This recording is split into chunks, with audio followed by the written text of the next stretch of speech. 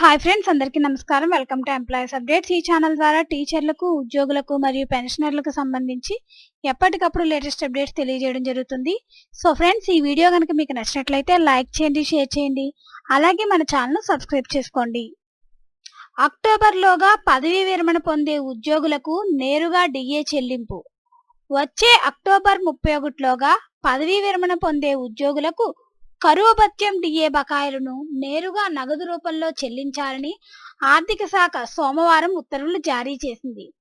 2022 జనవరి 1 నుంచి 2023 మే 31 వరకు ప్రభుత్వం చెల్లించాల్సిన డిఏ బకాయిలపై మార్గదర్శకాలు జారీ చేసింది.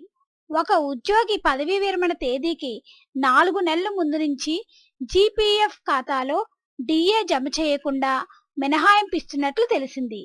ఇతర ఉద్యోగులకు వారి జీపీఎఫ్ ఖాతాలో డిఏ బకాయిలను వచ్చే నెల నుంచి 17 నెలల వారీ వాయిదాలుగా చెల్లించాలి.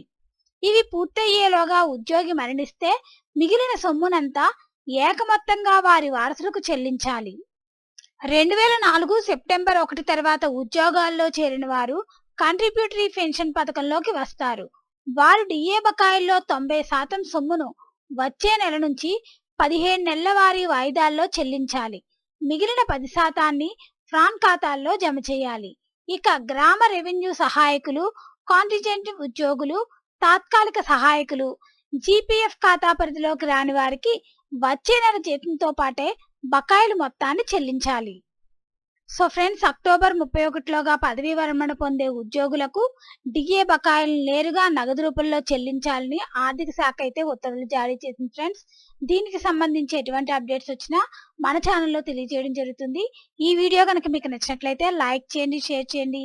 అలాగే మన ఛానల్ సబ్స్క్రైబ్ చేసుకోండి. Thanks for watching this video.